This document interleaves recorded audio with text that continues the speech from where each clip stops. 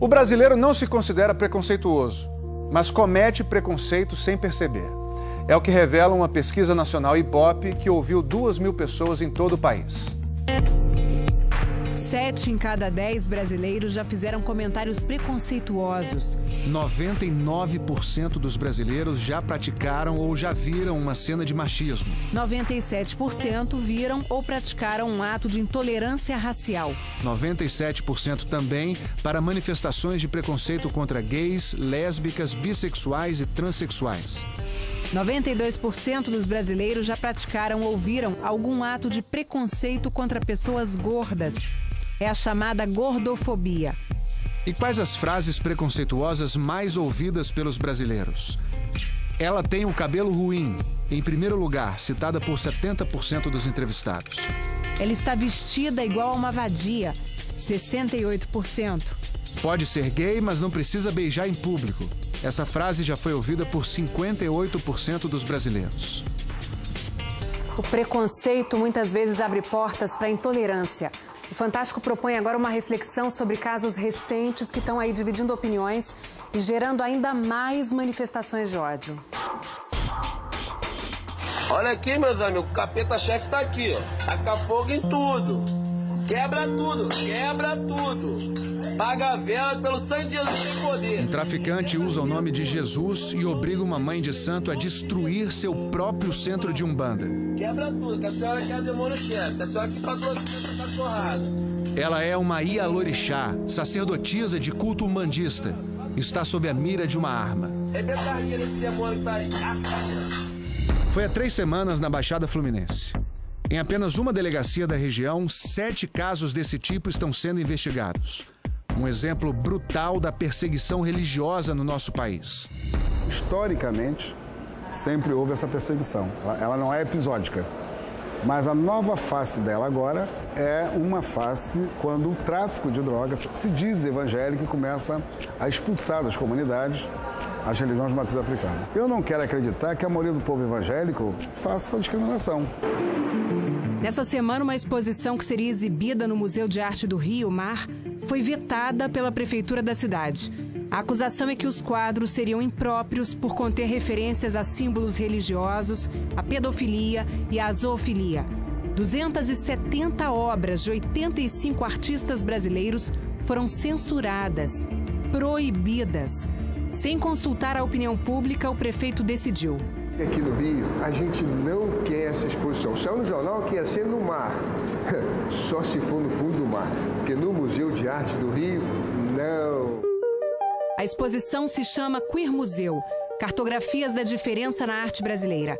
As obras tratam de questões de gênero sexual e diferenças.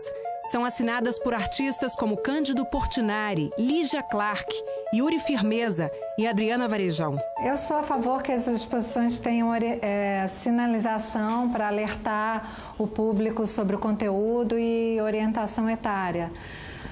Mas proibir que a exposição aconteça é um ato de censura, eu acho, inaceitável e perigoso para a sociedade como um todo.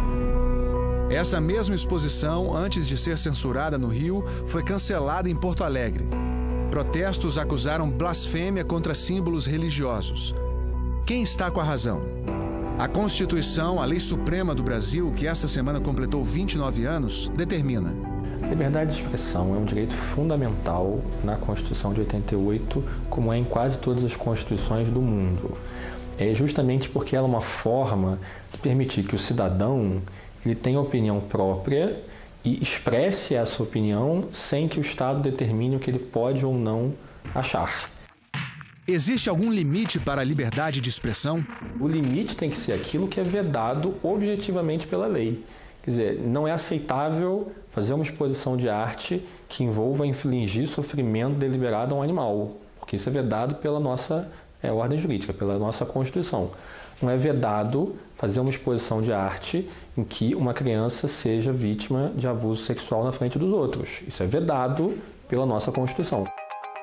A imagem de uma menina tocando o pé do artista Wagner Schwartz, que se apresentou nu durante uma exposição no Museu de Arte Moderna de São Paulo, gerou protestos e agressões.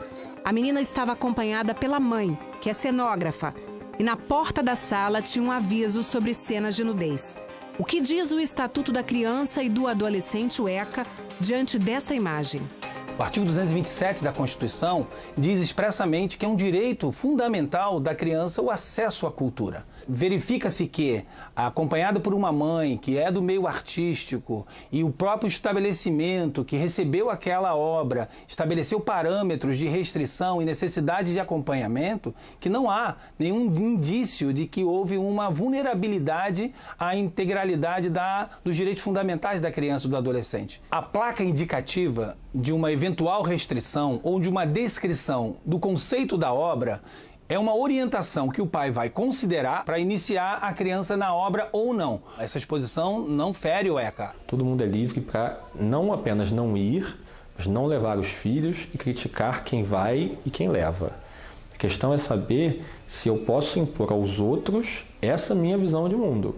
Então, uma família que queira, por razão religiosa, moral, convicção pessoal, qualquer razão, queira não naturalizar a nudez, tem todo o direito, inclusive, de criticar quem faça.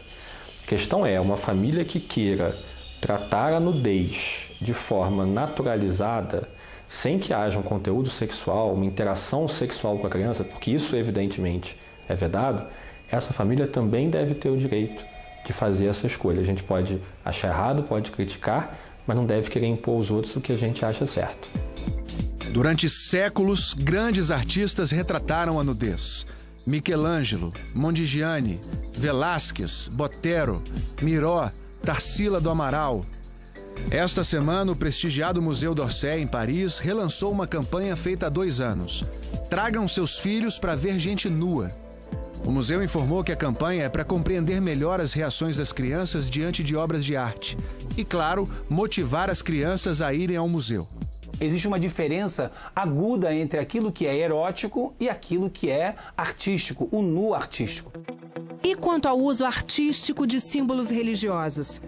Um dos mais conceituados artistas plásticos do Brasil, Vic Muniz, diz que graças à arte sacra, os fiéis podem formar uma imagem daquilo em que acreditam, a imagem do divino. Para Vic Muniz, sem a arte... A gente ia poder acreditar numa entidade divina, mas a gente não ia ter como se comunicar isso de uma forma adequada. Este quadro seria exibido na exposição que foi proibida no Museu de Arte do Rio. A obra se chama Cruzando Jesus Cristo com Deusa Shiva. Shiva, na verdade, é um deus. É uma das divindades supremas do hinduísmo. Ao jornal Gaúcho 0 Hora, o autor Fernando Baril explicou: aquilo não é Jesus, é uma pintura. É minha cabeça, ponto. Me sinto à vontade para pintar o que quiser. Diante da lei, essa pintura não representa vilipêndio religioso. Ela não fere o direito de crença. Proibir o que seja polêmico é o oposto da liberdade de expressão, da liberdade artística, da liberdade de informação. A arte, a expressão, por definição, sempre trataram de temas polêmicos, desconfortáveis, desagradáveis, até repugnantes para algumas pessoas. Portanto, proibir porque não se gosta do conteúdo é a censura artística, ideológica, política que a Constituição veda taxativamente, com muita ênfase. O Estado não tem que ser o censor para dizer o que tem ou não valor artístico. A mãe de santo perseguida por traficantes não prestou queixa à polícia. Mas o delegado da área encaminhou a denúncia ao Ministério Público. O preconceito é uma maneira muito primitiva de lidar com a diferença. É como se ainda precisássemos, de alguma forma, criarmos grupos oponentes a outros grupos diferentes.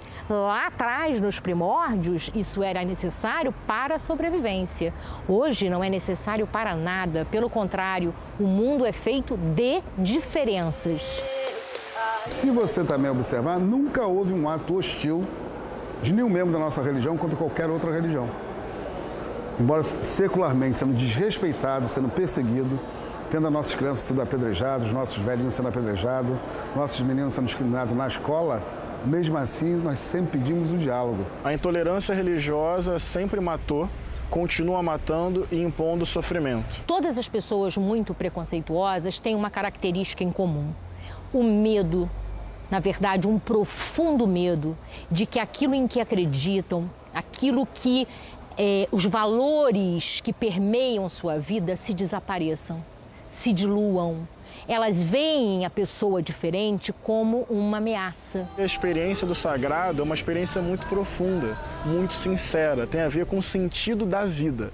Então, quando você é limitado, quando você é violentado simplesmente por exercer a sua fé, é o seu íntimo que está sendo violentado, é a sua verdade mais profunda que está sendo impedida. Se o Brasil caminhar para este desenho que eles querem de sociedade, todas as pluralidades, todas as liberdades serão caçadas.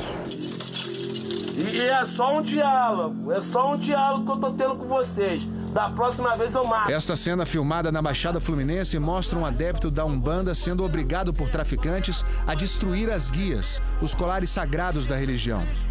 Ele veste uma blusa com a imagem de Jesus, que também é cultuado na Umbanda com o nome de Oxalá. Mas primeiramente você pede licença a Jesus. O traficante usa o nome de Cristo e ameaça um homem com taco de beisebol onde se lê diálogo. É só um diálogo que eu tô tendo com vocês. Todos os cristãos, todas as cristãs são discípulos e discípulos de alguém que sofreu com ódio a intolerância, a tortura e a violência. Portanto, não tem como usar o nome de Jesus para perseguir alguém. Não tem como usar o nome de Jesus para promover o ódio. Jesus foi vítima do ódio. Usar o nome dele para praticar o ódio é um absurdo, é uma grande contradição.